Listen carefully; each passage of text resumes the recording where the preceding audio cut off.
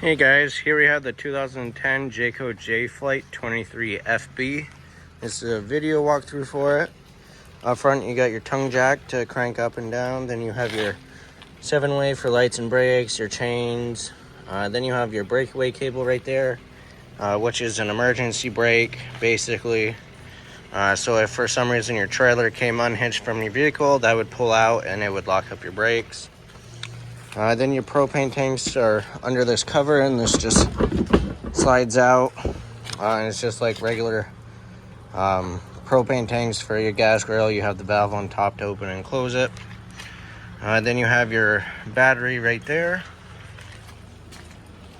All right. You have storage compartment on this side. And then you have stabilizer jacks, so there's 4 of them, 1 on each corner. Those are made for stabilizing only. So level the camper side to side by putting blocks under the tires. And then use the front tongue jack for front and back leveling. Back here you have your water connection. So you have your city water. That you'll just hook your hose up to there with your pressure regulator when you're at a campground or somewhere that has water hookups. That'll put water directly to all your faucets. And then if you're going somewhere where they don't have water hookups, like a state park, you got a freshwater tank, and that's the fill for it, and it's gravity fed. That way you'll have portable water with you. Right here is where your power cord is, and this just pulls out, and then when you're done you shove it back in. This is a 30 amp unit. It's 110 power. When you're at home, you can plug into an adapter to hook to plug in at home to charge your battery. The only thing you can't run is your air conditioner because that requires the full 30 amp service. Then you have your cable hookups here and satellite. Right here is the exhaust for the furnace. Just don't touch that while using it. It gets pretty hot. Make sure nothing's in the way of it. Then this panel is the back of the fridge. It's just where we service it and where it vents. Then up here is the vent for the range hood fan. And those locks you just twist, and then when you turn on the fan, this flap will open. And then when you're not using it or traveling, make sure it's locked closed so no bugs or water get in there. Down here's your sewer outlet. That cap just twists off, and then you got your 2 valves. That one on the right's your black tank, which is your toilet water, and then this one's your gray tank, which is your sink and shower water. Leave them both closed while camping. There's a monitor panel inside. Once it reads about 2/3 all the way full, that's when you come out and pull the valves to drain the tanks. Pull the black tank first, let that drain out. Once it's empty, close it. Then open the gray tank to flush out your sewer hose. Then you have another storage compartment back here. And that is the crank for your stabilizer jacks. And then you have a couple low point drains right there. Right above that is your water heater.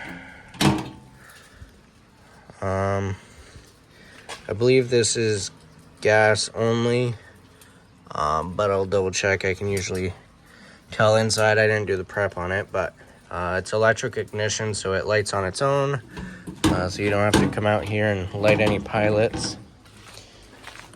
Back here you have your spare tire and an outside shower. It's just hot and cold water.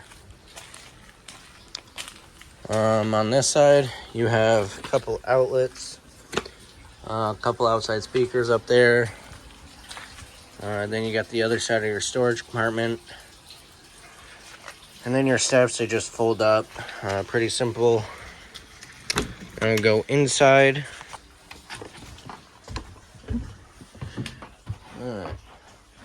So to the left you have a couple light switches. So this one right here, that's going to be your inside lights, and then this one's the outside light right there. Then you have your awning switch. You have in and out. So you press out, and it'll roll out. I'm not going to be able to open it all the way, but there'll be a valance that'll fold down. Once you see the valance fold down, you'll be able to see the bare tube. Once you see that, just let off the switch, and then it's all the way out. If you keep holding it, it'll roll up backwards and it might cause some damage.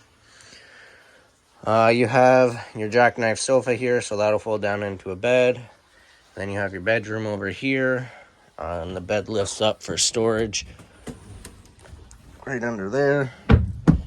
Then you got your closet storage space on each side with a couple of lights, outlets on each side, TV hookup over there, and there is a spot to mount a TV. Alright, over here's your kitchen area, so you got your sink, some storage. Then right here's your monitor panel, so you press each button, and it'll light up how full it is or how empty it is. Then you got your water pump switch here for your freshwater tank. And your water heater is gas and electric, and the switches are inside here. So for the gas, you just switch it on. It'll take a couple seconds and it'll light. It'll try 3 times to light. If it doesn't light after the 3rd time, this light right here will come on, and that's just telling you it's not lit. All you have to do is just turn it off, check your propane tanks, make sure they're on, make sure there's propane in them, and then just try it again. Sometimes air gets in the lines. Then if you want to use the electric, all you have to do once you're plugged in, just flip the switch on, and it usually takes about 30 to 40 minutes to heat up. You do have a light above the sink. Then you have your dinette seating, which you can pull the table out, pull the poles out, and lay the table flat, and that's another bed right there. Then you got TV there, you got your radio, it's also your DVD player, and you got some storage. You have your thermostat right here, so you have your mode selector right here, so you have your heat, that's going to be your furnace. Then you have cool and fan, so cool is going to be the air conditioner.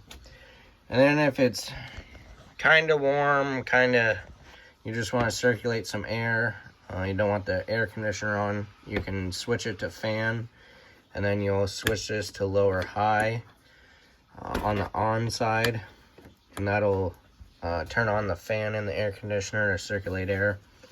And then if you don't want to use the fan, like if you're going to use the air conditioner or the furnace, make sure this switch is an auto. That way if you go and turn on the furnace, the fan and the air conditioner would kick on.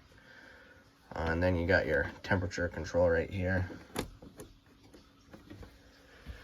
Alright, then you have your fridge right here. So pretty simple. You got your switch right here, so you got auto. That's looking for electricity first. If you lose power overnight, or if you're just not plugged in, it'll switch to gas if the propane tanks are on. And then if you only want it on gas, even though you're plugged in, you can switch it to gas. And then you got your button right here, or your lights. So the green light's on, that means it's on. Then the orange light comes on because we're not plugged in, so it's going to try and light on gas. If it's flashing, that means it's not running on anything. Then you got your temperature control right there. And you just pull open the handles. Alright, then you have your stove and oven. This will fold up like that.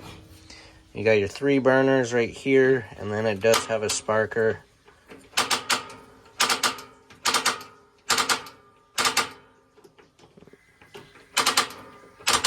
There.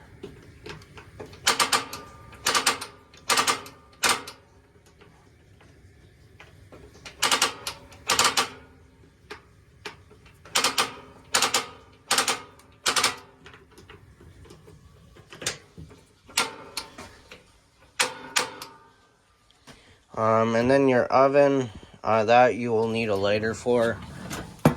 So you got the pilot back there. You'll turn this to the pilot mode. push and hold it, then light the pilot.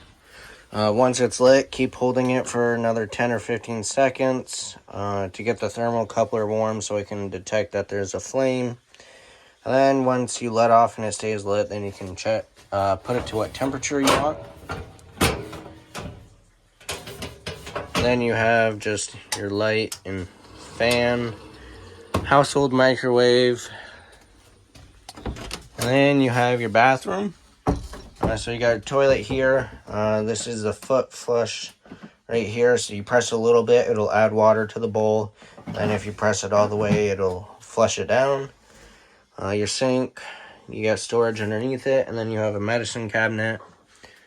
Then you got your tub and shower right here, and you got your switches here. So this one's going to be for your fan right there, and then you got your light switch right there.